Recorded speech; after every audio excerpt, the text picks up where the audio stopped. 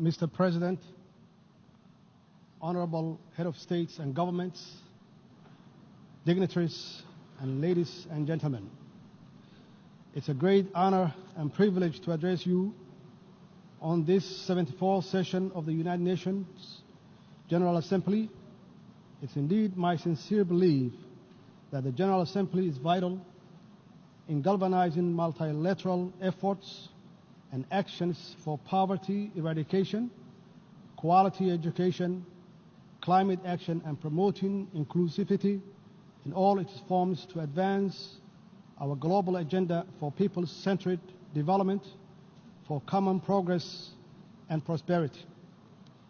We in this Assembly, more than ever before, must realize and work towards ensuring no one or nations is left behind in the pursuit of progress and prosperity in this age of interdependence and interconnectivity.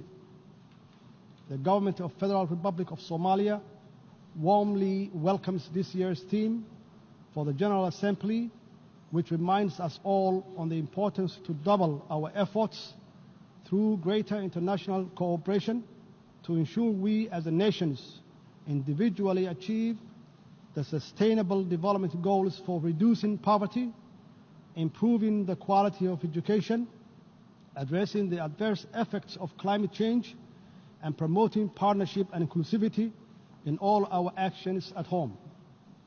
Partnership in all their forms are a must if we are to overcome the greatest common challenges of our time, including security, poverty, climate change, and sustainability.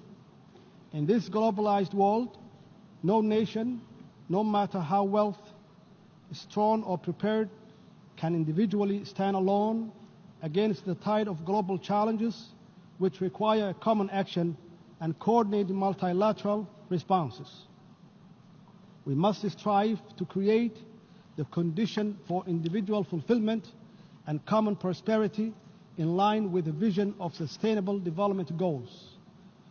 I'm grateful to be here with our valuable partners, of whom many are represented in this great assembly today, for the constructive role they are playing in Somalia's successful journey to full recovery from a very difficult past.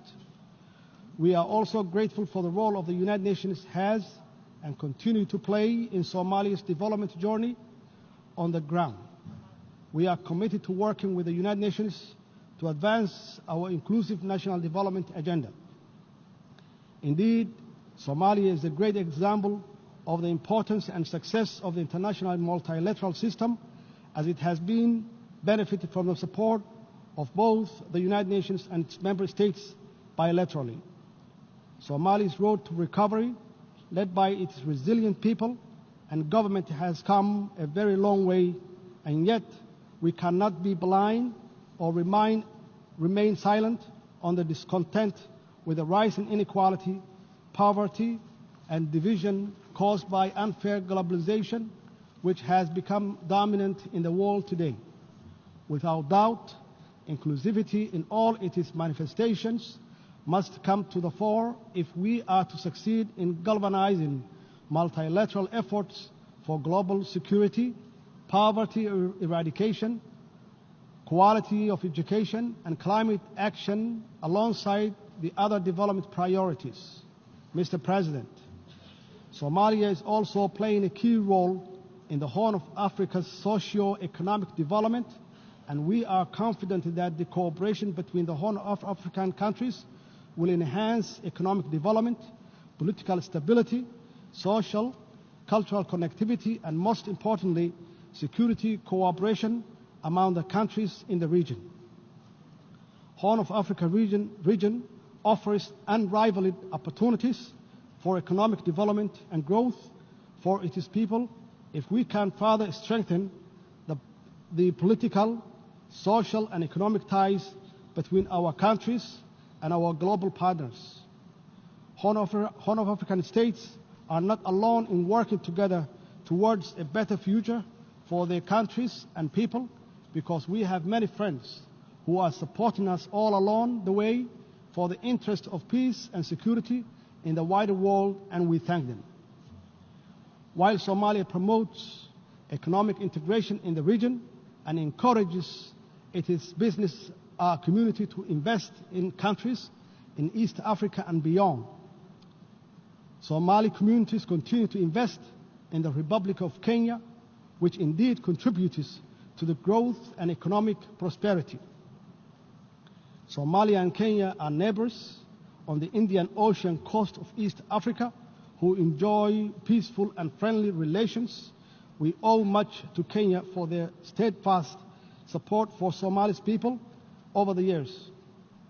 While our overall relations are excellent, our maritime boundaries has never been delimited and is the subject of disagreement between our two sister states. Bilateral negotiations did not achieve an agreement in the past. In order to obtain peaceful and equitable settlement in 2014 and in conformity with international law, Somalia instituted proceedings before the International Court of Justice, the highest legal authority of the United Nations. We are very pleased that the court found that it had jurisdiction to resolve the dispute and that it scheduled final hearing on the merit of the case for the first week of November this year. Somalia, as a member of the United Nations and a party to the statute of the court, is committed to seeing this judicial settlement process through to its end. Somalia has pledged to comply with the court's final judgment and to accept the boundary that is delimited by the court. As a matter of international law, the court's judgment will be binding on Kenya as well. And we trust that when that judgment is issued and the boundary is established, a lasting settlement of this long-lasting dispute will finally be achieved. In addition, on September 3, 2019, Peace and Security Council concluded that African Union is not empowered to intervene in this case before the court. Mr. President, I would like to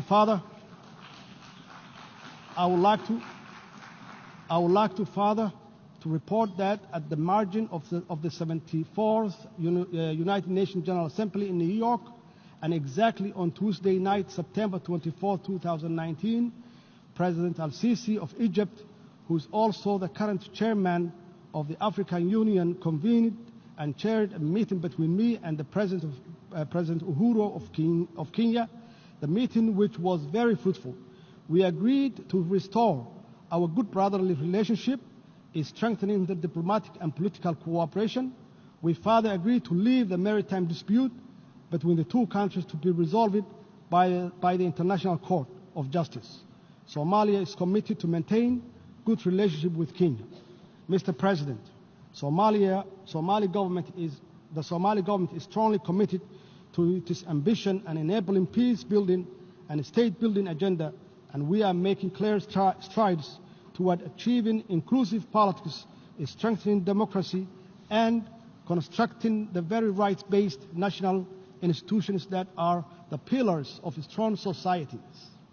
I am proud to report that we have held successful regional elections in some federal member states in the build-up to the planning national parliamentary and presidential election in 2021, and we are determined to facilitate the success of this process through an inclusive electoral appeal, which voter registrations and better public awareness of the importance of inclusive politics and national progress.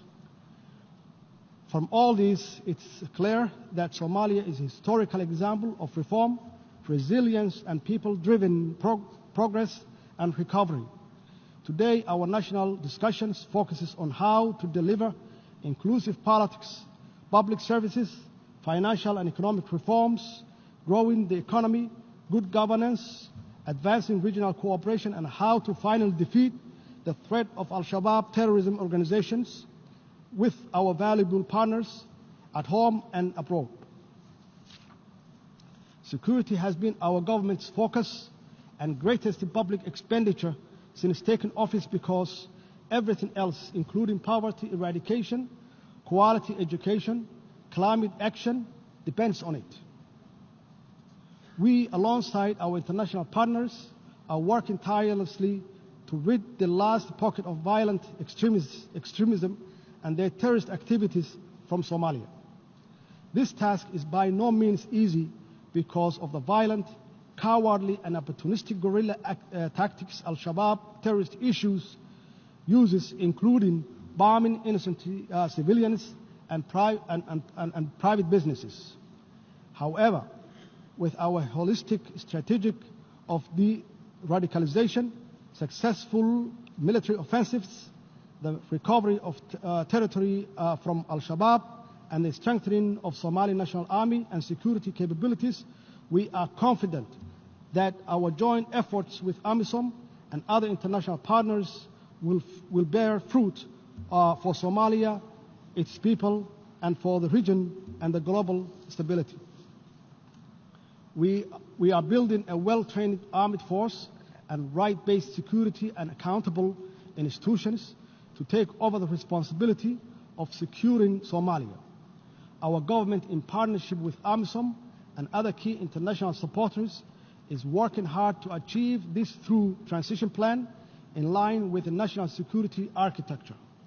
In this regard, I wanted to thank the brave Somali Security Force, men and women, all the troop contributing countries of African Union, with AMISOM and all our international partners that support the security operations in different and important ways. By no means are these comprehensive reforms easy, but with commitment and absolute determination, we have biometrically registered all the Somali National Army and the human resources audit of the wider security sector in its entirety will be completed shortly. The biometric registration enabled the government to eliminate ghost workers, assess operation readiness of the security personnel, and make cost saving that will be used elsewhere to further strengthening security for the Somali people. I'm convinced that Somali's successful security sector reforms will provide us with the best possible security apparatuses to safeguard the well-being and the progress of Somali people.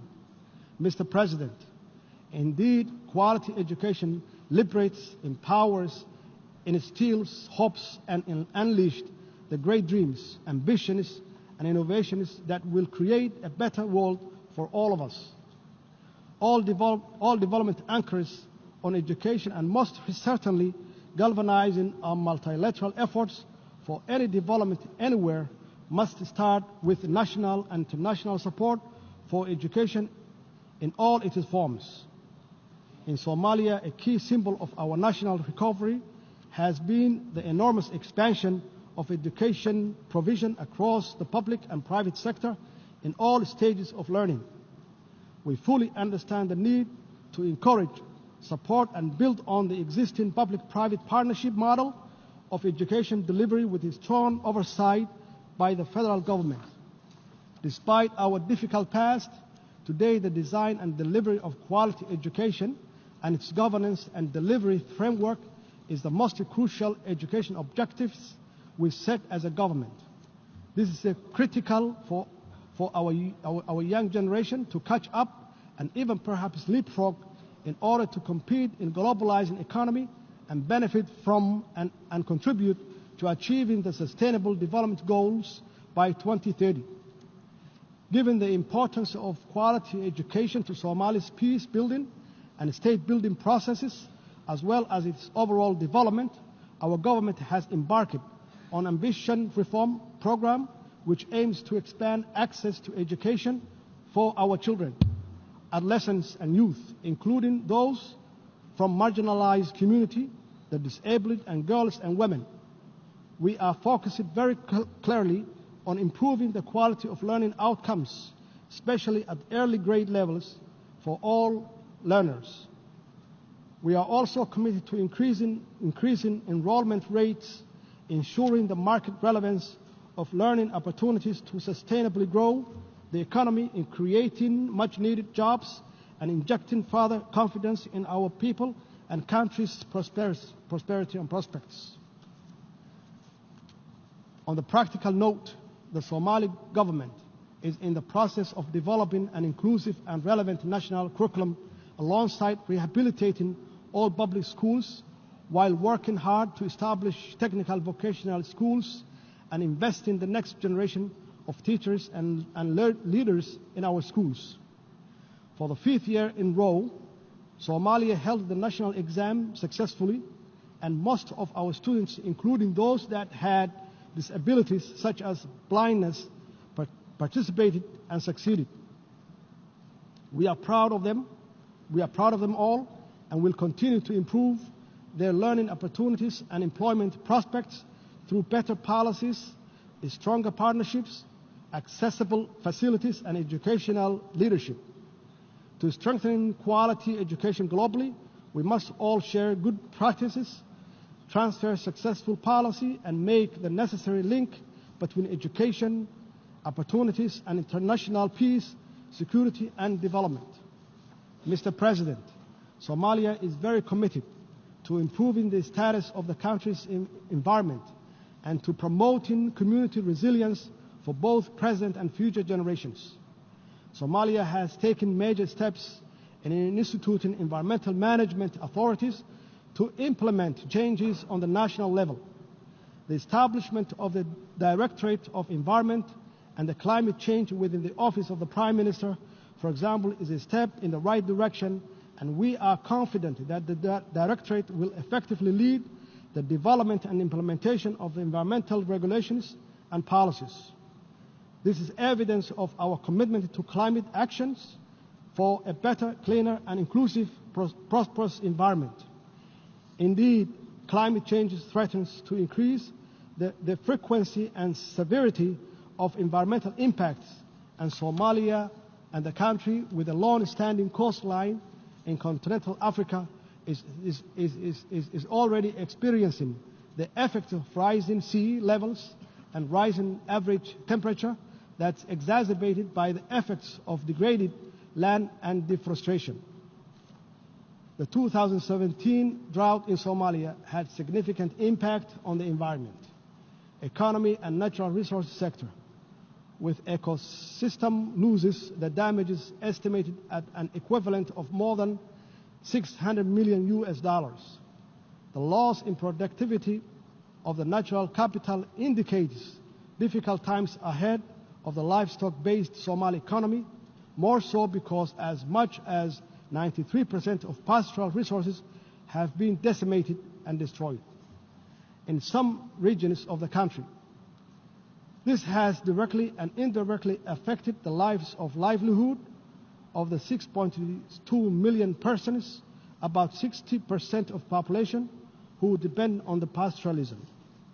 Due to this vulnerability, Somalia's economy could take much longer to recover, given that it's continued to suffer the repetitive occurrences of climate-related hazards. The drivers of vulnerability and fragility in Somalia are complex and therefore requires comprehensive and long-term solutions for integrating sustainable natural resource management and a global environment agenda in Somalia's recovery and national development plan. The lesson from our experience is that climate change or climate action is urgently needed to reverse the catastrophic environmental damage which pose an existential threat to our collective future. Mr. President, let me assure you that my government is fully committed to the outcome of Paris Agreement and equally other multilateral environmental agreements which protect our planet and safeguard the future for all. In this regard, we strongly urge the full implementation and enforcement of United Nations Security Council Resolution 751, which requires all member states to take all necessary measures to prevent the direct and indirect import and export of charcoal from Somalia. This will not only save the environment but deny the international terrorists as a source of terror financing, which they depend on to hurt the innocent and most vulnerable people in our society. Mr. President, poverty is one of the greatest pain a human, a people, a nation can suffer. The government of Somalia is working hard with its people to build a more sustainable future free from poverty with strong social protections. Today we are on the verge of completing an inclusive 9th National Development Plan, which will guide the national strategic policy and framework for eradicating poverty in Somalia. The process of conducting the National Development Plan was inclusive, participatory, and it promotes accountability, transparency, and common responsibility for future implementation. Our approach to eradicating poverty is to create economic opportunity for our people, and to do this, we are engaged in ambition and successful fiscal and economic reform programs guided by International Monetary Fund, the Staff Monetary Program, to achieve debt cancellation by early next year through the High Indebted Poor Countries Initiative, HIBIC. According to the IMF, our performance to date has been strong and we have achieved much in a short space of time. We continue to raise domestic revenue, improve national budgeting processes, make our financial system more secure and transparent, while instilling fiscal discipline in our national operations. We are working closely, both bilaterally and multilaterally, with all our key partners and stakeholders, including the Somali people and the international financial institutions, to secure debt cancellation for Somalia. Achieving this will allow Somalia to get access to valuable and much-needed concessionary resources that will complement our national domestic revenue mobilization to cover the cost of eradicating poverty, improving public services, including quality education and security, and taking effective actions to safeguard our future against the scourge of climate change. Alongside economic and fiscal reforms, our government has championed a zero-tolerance approach of corruption so that every dollar is spent on the public goods. If we are to eradicate poverty, we cannot afford to lose a cent to corruption. Accordingly, we must always ensure value for money in public expenditure and tackle corruption head-on. This is why I signed the historic anti-corruption bill last week, and my government is determined to deliver on its content for the people of Somalia. Mr. President, let me conclude by reiterating Somalia's strong support for galvanizing multilateral effort for poverty eradication, quality education, climate action in all its forms. In this globalized age of uncertainty, common threats and opportunities, we must all be in this together to achieve common progress and inclusive prosperity. Our global journey to sustainable development may be long, but every step we take together will be rewarded with a stronger society, a more equitable and connected world, and a community of nations is strengthening and empowering through this collaboration. I thank you, Mr. President, and I thank you all in this assembly.